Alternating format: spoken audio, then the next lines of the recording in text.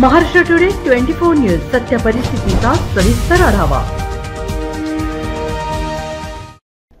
अमर संस्था संचालित बालमोहन विद्यालयात 2025 बाल महोत्सवचे विद्यार्थ्यांना कारागुणाचे वाव मिळावे यासाठी बाल महोत्सवाचे आयोजन करण्यात आले।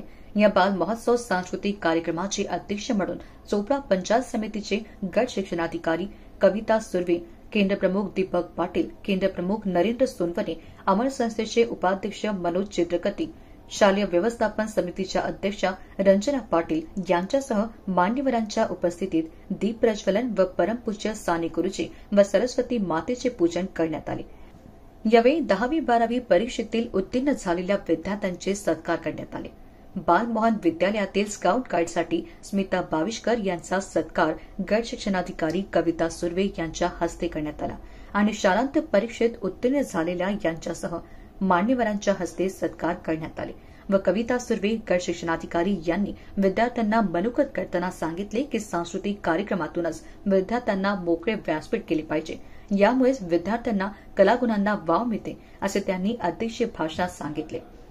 यावेळी शालेय विद्यार्थ्यांनी सोशल मीडियाचे दुष्परिणाम, विठू माऊली आदिवासी नृत्य, गुजराती रिमिक्स व मराठी लावणी, अहिराणी गीत, बेटी बचाव बेटी पढाव, बाल कामगार, शिवाजी महाराजांवरील पोवाडे असे विविध गाण्यांवर नृत्य करून प्रेक्षकांची मने जिंकली व बालगोपालांनी धमाल केली। यावेळी अमर संस्था संचालित बालमोहन विद्यालयातील शिक्षक, शिक्षकेतर कर्मचारी उपस्थित होते। महाराष्ट्र टुडे मराठीसाठी प्रतिनिधी यकेश्वर पाटील, चोपडा, जळगाव।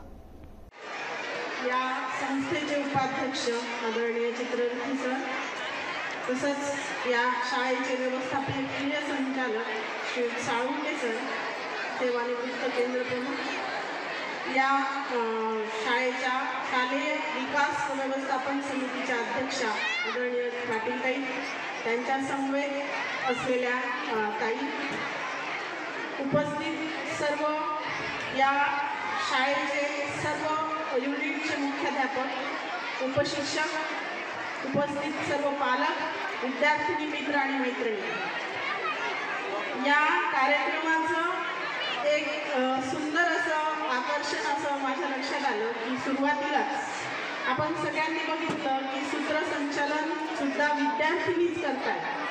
अतिशय छान वाटलं मला, कारण बऱ्याचदा ही धुरा शिक्षक बंधू सांभाळतात, पण विद्यार्थ्यांचा कार्यक्रम आहे म्हणून विद्यार्थ्यांनीच त्याचं सूत्रसंचालन केलं पाहिजे, ही संकल्पना अतिशय चांगली आहे।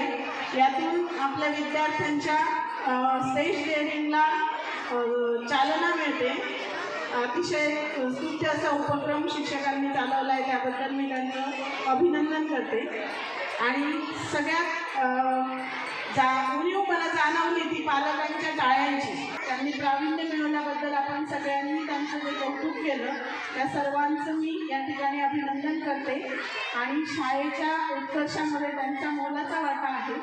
तसंच या शाळा किंवा संस्था राबवत असलेल्या सर्व उपक्रमांचं देखील मी कौतुक करते आणि संस्थेच्या पुढच्या भावी वाटचालीसाठी शुभेच्छा दिसते आणि शिक्षण विभागाचं जे काही सहकार्य त्यांना विद्यार्थी विकासासाठी, सर्वांगीण गुणवत्ता विकासासाठी आवश्यक असेल ते त्यांना निश्चितच दिलं जाईल। त्यांनी आमच्याकडे फक्त सांगावं, त्यांना त्या संबंधात आमचं जे काही आवश्यक सहकार्य असेल ते दिलं जाईल आणि विद्यार्थ्यांचा व्यक्तिमत्वाचा विकास ते या ठिकाणी ज्या पद्धतीने करता आहे ते त्यांनी यापुढेही अशाच पद्धतीने सुरू ठेवावं असं मी त्यांना सुचवते आणि थांबते, कारण बराच वेळ झाला आहे।